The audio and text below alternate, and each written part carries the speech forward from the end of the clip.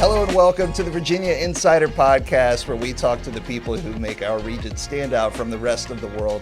I am Chandler Nunnally. Our guest today is a comedian who works all around the country, actually all outside of the country, tours the whole world. He's an Army veteran. That plays a big part in his life story, actually. And he's also the past winner of Coast Comedy Live, a little stand-up summer series that we do here at WTKR. Dewayne White is in the studio with us. Good to be here. Dewayne, Thanks so much for having me. great to see you, buddy. Thank you good to be here, man. This is awesome. Yeah, you have a stand-up special out. I do. We just released Dewayne White, A Boy Named Shannon, on February 25th on all the streaming platforms out there. So, yeah, congratulations, thanks, man. I'm excited about it. This is your first special? First one. Hopefully the first of many, but we'll see how this one does. But no, it's it was great. I'm super excited to have it out there. What was that experience like, shooting the stand-up special? Stressful, super stressful. No, it was great. It was fun. It was just a lot goes into it. That it's like anything else you do for the first time. You have no idea what you're doing. So luckily, I ended up linking up with a really cool production company. God's now a great friend of mine, Abe Musavi, shot the whole thing for me, and absolutely made it. He made it as easy as he could. It's just there's a lot of stuff that goes into it that I wasn't really expecting. But. When you're doing something like this, you shoot at the same club. You wear the same outfit. Outfit, yeah, man. Because you do two passes at it, right? We did two passes. Not everybody does. So okay. I watched two of my friends shoot specials the year. Earlier in the year, and watching them trying to learn lessons, and they did it in one night, and both of them said, "God, I wish I would have done it in two," and I'm really glad I did too, because I had been traveling and stuff up until the day of the show, and I was worn out. So that first night was good, and we used a lot of the material from the first night, but at the same time, it was nice to have that second take where I could just be a little bit more loose and hanging out, because the first night was like, you're like, oh my God, I'm shooting a special. How close do you have to hew to like your specific delivery on the material between the two nights? I mean, somewhat close, I guess. But by then, this is the big secret of comedy specials, is by the time you see what we put on a special, usually, we've been doing that exact material for a while. So the delivery's pretty honed in. Obviously every night, and that's the beauty of comedy, every night is a little different. Every night's, something happens, there's some weird stuff in the audience, or, whatever. Even on a special, people don't know how to behave themselves. But they're pretty close by the time you get there. But yeah, the hardest part for me was, and we got a great blooper reel of doing different things and forgetting that I was doing it differently than on the second night than maybe I did the first night. I was like, oh, I put this in the wrong spot. Hold on, I'll be right back. And I moved it. Or, I had a T-shirt on stage. And I was like, oh, can't leave that on the stool. The director will get very upset. You do like a merch pitch. It's like, oh, I got this T-shirt. You can buy it at the end. And then I threw it on the stool like I normally do. It was like, and I just heard somebody go in the back, and it was Abe. I was like, oh, I got to move this. For all right, hold on. Yeah, for continuity, so it doesn't look. They're like, wait, a shirt appeared on your stool. That's awesome. During your joke. What happened? Yeah. But he was very he made it really easy. He put marks on the floor and had everything out, so I knew exactly where to put the mic stand, exactly where to have it, what angle everything was. Wow. It was weird. That's dope. And that's not stuff I want to think about when I'm on stage. No, of course. No, our summer comedy series, Coast Comedy Live, that we've done here. We've done 3 seasons of it. We're doing a 4th one this year, and that's something where I've seen comedians who are not used to like having cameras in front of them. They're very used to being in a room, but it does add this element of like, oh, now here's another thing I've got to think about. There's marks on the floor. Yeah. There's lights. I kind of remember you telling me, don't leave the stage after your set the first time I was here, and I left You the left, stage yeah, you walked right off. You're like, hey, thanks for listening, man. Yeah, but it's, I get it, though, because it's just not part of the calculus. You're worried about delivering the material and the audience. Yeah, you're like, hey, good night, that's it, and now I'm leaving. Yeah. And it's not like, hey, good night, now there's cameras on me watching. It is different. But that pressure must be tenfold when you're doing a special.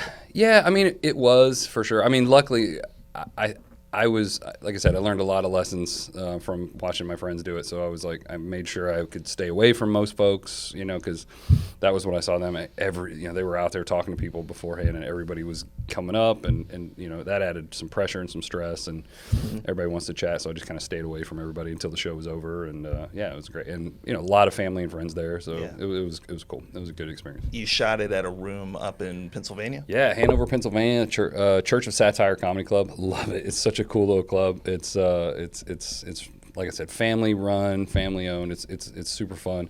They actually have church pews in the thing. So, and as a kid, I grew up. I was in church all the time as a kid. So it was. I thought it was kind of cool because it's kind of this irreverent kind of take on. Hey, we're not really in church, but it feels like it. Like I'm doing an altar call at the end.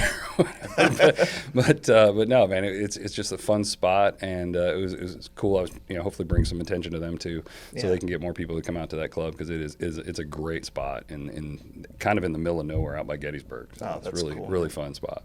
You tour all over the country, and you've taken your work internationally as well. Yeah. You just wrapped up a international thing, touring for the troops, right? Yeah, I was in Poland for 3 weeks, almost a month over there doing shows for the troops. That's incredible. Absolute blast, man. I mean, it was so cool.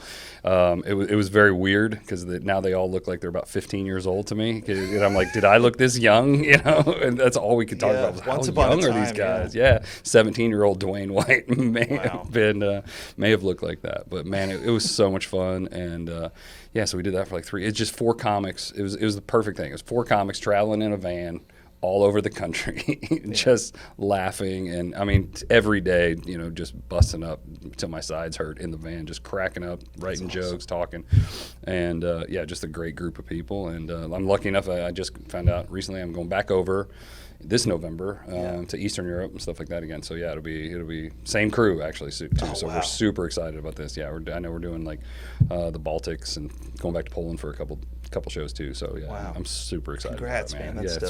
It's fun. Was this your first time doing anything like that? Yeah, I mean, I've done a lot of military stuff, just being with the military. I do a lot of military shows. I kind of got started with a military organization, but this is my first time doing an overseas tour like that. Sweet. So it was really a dream come true. It was so much fun, and then went to Canada just a couple months ago for the first time. So I'm trying to get out there everywhere I can. So you mentioned your beginnings. I know a lot of folks who got started in the program that you did. It's called ASAP, which stands for Armed Services Arts Partnership. Yeah. What does that mean, and how did it help you get started with your new career? Yeah, well, it's an amazing organization. I mean, I can't say enough good things about it. I mean, it's I teach the stand-up class that I originally took to get into stand-up. Now I teach with them, and just a cool organization because they teach all kinds of different art forms. Whether it's stand-up's kind of their cornerstone, kind of where they started it, but in fact they started it down this area. Really? But yeah, they have a Hampton Roads branch, and that's where they first started. Nice. It was down at the Virginia Beach Funny Bone, I think it was, where they first started doing stuff. Yeah, that's awesome.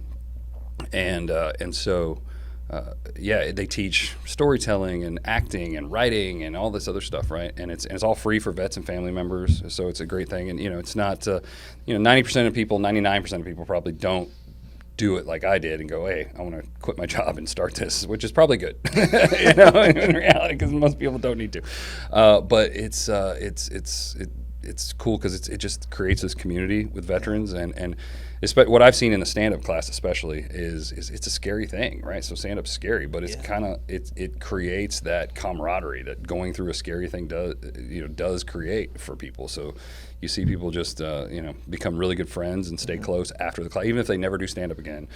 They stay friends. They come to shows. They go out and they support each other, and it builds that community that a lot of vets kind of miss after they get out. Yeah. So it's really cool to watch. Because you have that in the service. Yeah, definitely have that in the service, right? Yeah. You have to, and because you got to rely on everybody, and especially when you go through something stressful, whether it's just basic training, whether it's combat, whatever, you go through something stressful, you kind of merge, you kind of gel, and become closer that way, and that's kind of what stand-up does, or improv, or whatever they happen to do. That's scary, even if it's writing, where it seems individual, but they all work on it as a group. So it's really cool to watch folks kind of grow into that. You served for how long in the Army? 23 years. So you retired at that point? I did. So was there a gap between doing that and then getting into stand-up? Yeah. I did the classic government job thing, man. What was that? Like, what was your gig? Well, when I first got out, I used to write scenarios for training exercises, like the big exercises in Korea. But then I went to the government. That was as a contractor. Then I went to the government. And I was actually a government employee. My last job was I was a nuclear weapons inspector in Russia. Wow. Yeah. And I tell everybody for the fun part about that is I have no idea how nuclear weapons actually work. I have none. I would just go to Russia and be like, "This is a missile." I'm like, "All right, I guess that sounds cool. good. Looks good to me, brother." Yeah, that's one, but it's a little more complicated than that. But yeah, I did that when I was younger in the military. I did it as an interpreter, and then I went back as a team chief, and then I ended up kind of running that division for a while. And it was cool, but I was done with the government, so I had to leave. I was done. And then when stand-up came along, it just became like obvious that this is what I want to do. Yeah. And this is the thing that's keeping me from doing the thing I want Right. to do. So I left in 21 and went full time. You've got kids? I do, yeah. So how old were they when the stand-up thing came along? Oh, let's see. I guess rough 13, 14, and 17, 18 time frame, yeah. So at a point where you kind of had some time to focus on. I did have time, I had some freedom Yeah. still. My son, I actually, because I'm a terrible father, I would take my son with me to open mics and just let him hear that's cool. horrible jokes and horrible things. But actually, both of them have written stuff that's in my set now. Wow. My son gave me one of the very first jokes that's on the special. I don't think the first joke my daughter actually gave me is in the special, but yeah, she's written stuff for me, and there's jokes I'm telling now that she just wrote like a couple of weeks ago. So. Is it anything that's appropriate for this show? Yeah, so the other day, my daughter just turned 20 like a week ago, Nice. just 1 week ago, and we're driving in the car, and she looks at me, she goes, "Dad, we did it." I go, "What do we do?" She goes, "We beat teen pregnancy." That's awesome. I'm like, all right, That's cool. so good. That's awesome, That's baby. so funny. I was like, that doesn't mean you have to start now, though. I mean, That's like so we funny. can beat 20's pregnancy if you want. I don't So care. she's got the instinct for it. The She's timing funny. Of that is hilarious. I mean, both of them do, really. I don't, it's so. What's yeah, something your son's written? Well, I don't know if I did this on the show. He's good at like little dinky like tags and stuff. Like I do a bit where I talk about. Let's see if I can say this the right way. I talk about my wife being a German, and, and she's a I've heard this souvenir and all material this. from Yes, you yeah, where I do the cuckoo clock bit, where I'm like, you can't have sex with a clock, and at one point he's like, dude, you just need to make the cuckoo noise, and he's like, huh? He goes, for the third thing, just go hoo hoo, and I was like, oh, that's good. It's so good. So your son is thinking like he's thinking mechanically about joke construction. Yeah, which is crazy because he's never had a class. I actually got him up. So I run a place in Woodbridge. I run it's an open mic every Tuesday, and then every other Friday we run shows. But every other Wednesday we do this thing called a riff mic, where basically people just show up, they pull topics out of a hat, and they got to go for a few minutes on that topic. It's fun. It's a good way to kind of develop that muscle of being spontaneous on stage for the younger comics especially. And he's done that a few times. Wow. He's actually gotten up, and it's hilarious when he does. Like, he did write some material once and be like, "Hey, what do you think of this?" I'm like, "This is terrible," but I'm like, I don't know. I'm like, but it's okay to be bad. Everybody's bad at first, right? Go up and do your thing. But he didn't go up on a regular night, but he did go up on a riff because it's pretty low stakes, and you can just have fun, and you can just kind of go off on a topic. Okay, so like I think writing comedy is so challenging. I mean, I can sit there and have a blank page, and it just doesn't come to me. Right, and I'm trying so hard. I think talking with people in the moment and getting something organically is much easier for me. And when I talk to like people in the improv scene, it's like working in that team environment. Yeah. I think that just comes easier for some people. So like what you do to me is like a magic act. You might as well be pulling a rabbit out of a hat. Wow. So I want to ask you about your writer's process because when you were talking earlier about by the time you have stuff ready for the special, it's material that you've honed for years, for a long time. Really, yeah. At least for the first one. I mean, there's guys out there that rewrite stuff and do a new special every year. But, sure. Those are geniuses. Well, so how do you? First off, when you have something new, a new idea, how do you know when it's ready to be tried in front of an audience for the first time? I mean, honestly, it's just well. First of all, I'll say I don't know. Everybody has this process, right, that they do, and everybody's different. I'm not a Seinfeld man. I can't sit down at 9 o'clock and write for 3 hours and just be like, okay, here we go. Right.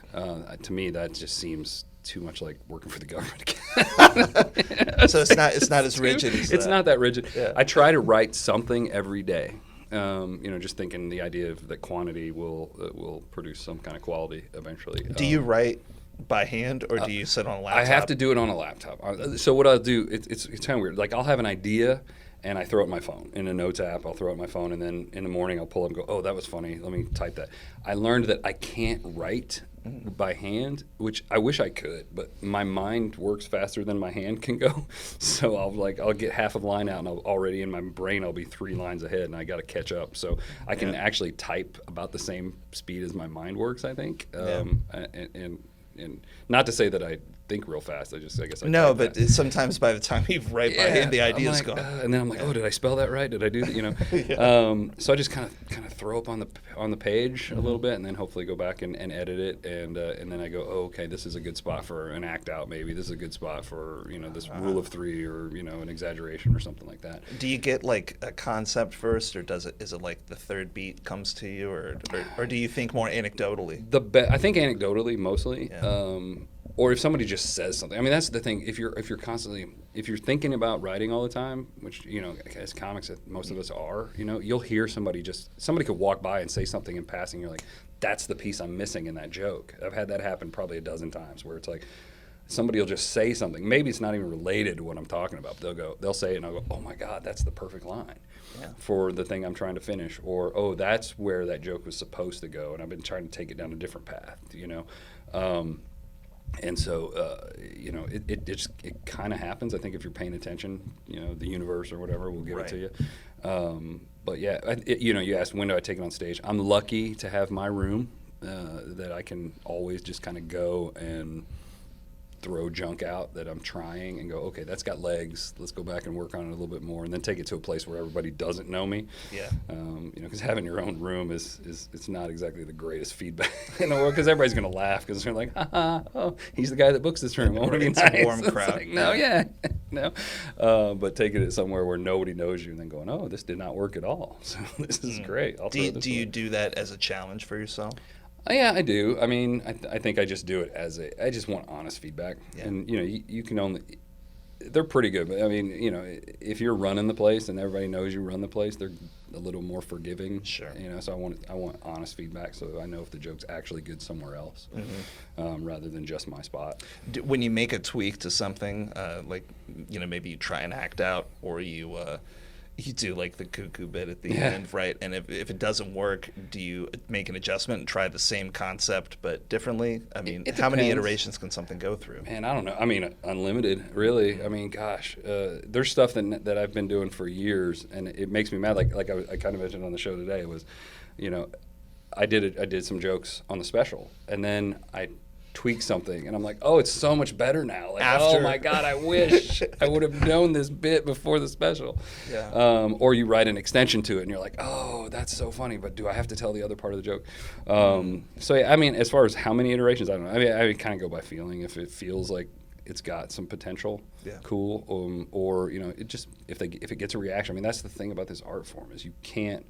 If you write a song, you can write a song and be like, oh, this is good, and then you finally take it to people. For us, you got to go, I think this might be good, and then you got to put it in front of people, and they tell you if it's worth keeping or not. Is there any?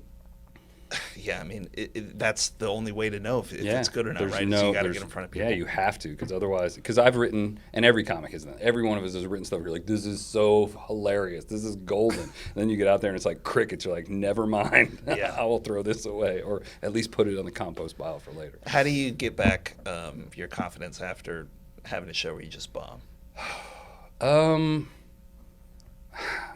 I know we're comics, man. We never have confidence. We're broken people. I mean, I think it's gotten easier throughout the years. You just know it's going to happen. You're like, oh, that sucked. All right, cool. Just being around other comics that are like, I've seen some of my heroes just eat it on stage. You know, I mean, I saw Chad Daniels, who I think is one of the funniest comics on the planet. He's one of my favorites from all time. I saw him right after the pandemic, and you know, to his credit, it was a horrible setup. It was right after the pandemic. People were spread out. It was a huge thing. But his opener had a terrible set. He had a terrible set. I even tweeted. I was like, "Oh, it was so great to see. I had such a good time at the Chad Daniels show. He's like my hero." And he just tweeted back, he goes, "Well, that makes one of us." I was like, "All right." But to see people at that level have a difficult time, I think it sounds kind of sad to say it this way, or dark, but it's like you go, okay, if they can have a bad night, it's okay for, you know, Dewayne White to have a bad night. You know? So you know, makes it normal and normalized. You just get used to it. Tell me what the moment was like, or I'm sure it was one moment, but the realization that you loved stand-up comedy so much and you felt like you were good enough at it that you could leave behind your, I'm assuming, pretty comfortable life and prior career to pursue this thing full time. Man, it was more. Just walk me through your headspace at that. Well, my headspace at the time. Let's see. It was less of a, oh my God, I can do this, to I can't do this anymore. I think they were like, you need to come back in the office 5 days a week, and I was like, I will not. How long had you been studying stand-up before you decided to, you know, go ahead and follow that full time? Full time. Well, I had been in it I hadn't been in it that long, to be honest. Looking back, I'd probably been in it about 3 years at the time. But I was making some headway. I was having some success, and I'm lucky. I mean, I got to say it 100%. I'm lucky because I have a retirement check, you know. So it's not like I had to stop and make zero money and be like, okay, I'm living on my buddy's couches as a 40-something-year-old man. So it was better. But I mean, I knew. I thought as a kid from like 8 years old that I wanted to do stand-up.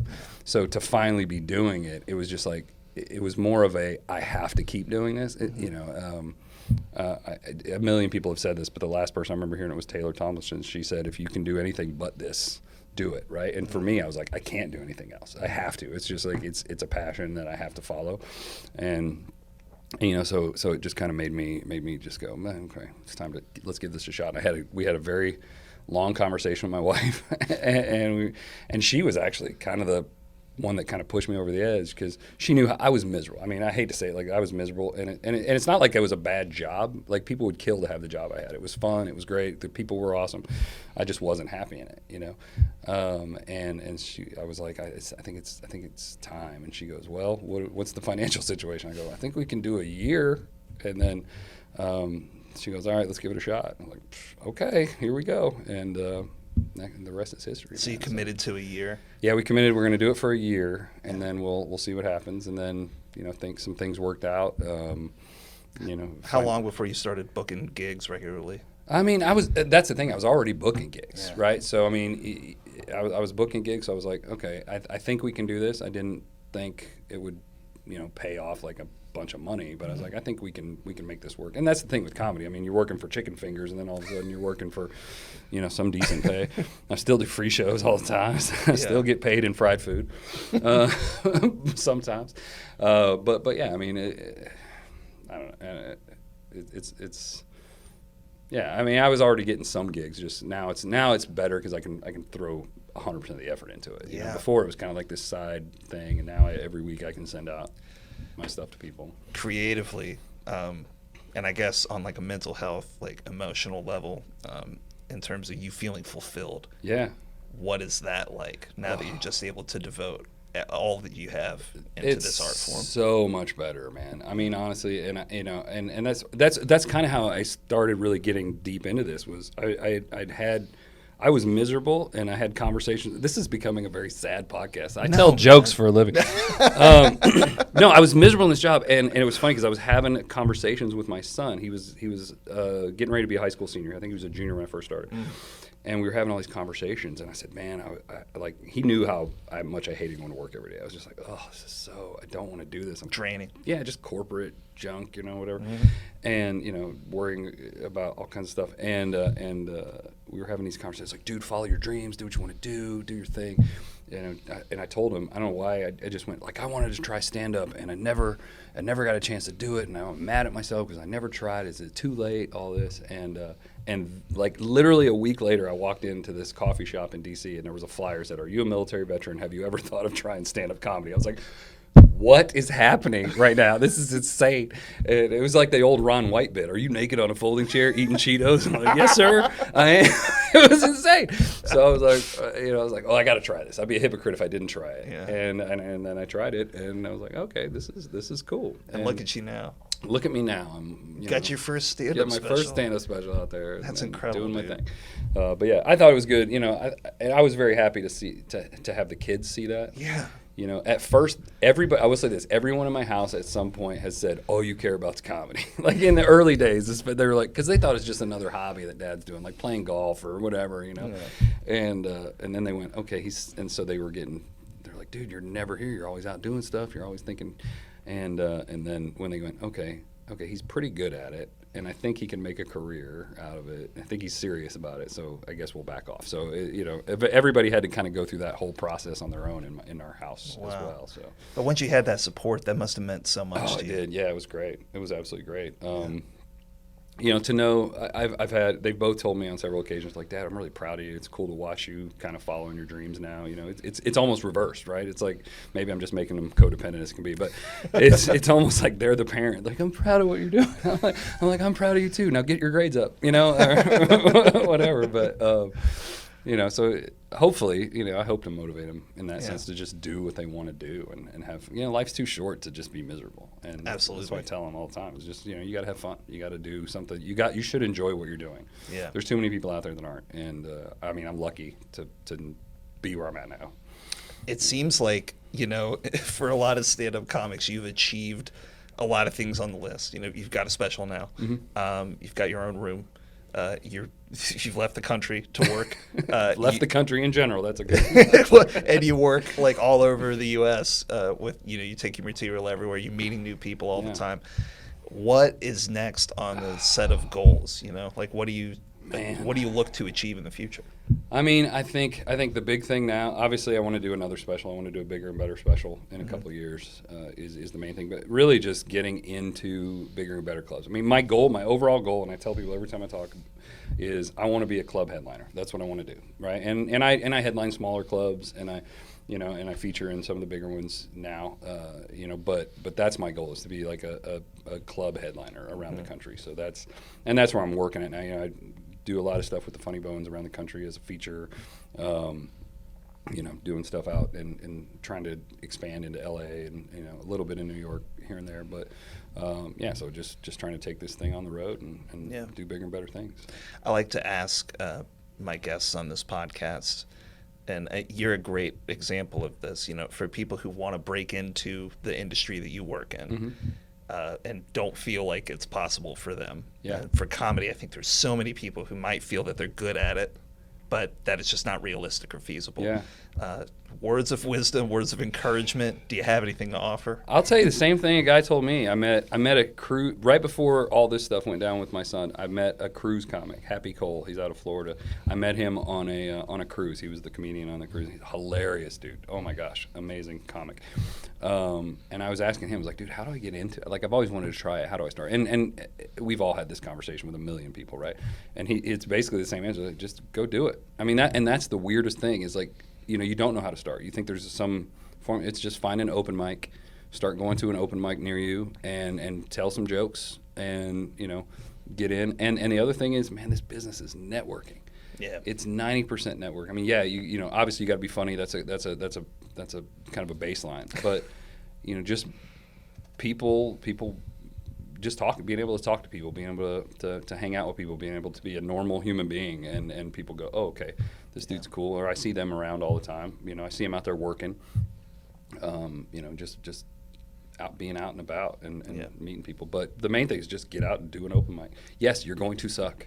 You're not going to become famous after your first open mic in the Right. back of an Applebee's or something. You know what I mean? It's just not going to work that way. But work on it. You know, because we all think that. We're like, dude, I crush it. This open mic, it's going to happen now. And then you're like, oh, never mind. Right. Yeah, I'm doing. Oh, I get 3 minutes at Men's Warehouse. Cool. This is great. This is so good. Dwayne, tell us how people can find your special, A Boy Named Shannon. A Boy Named Shannon. Yeah, it's on Apple TV, Amazon Prime, Google. You can watch it on Xbox, I think. You know, whatever. It's everywhere.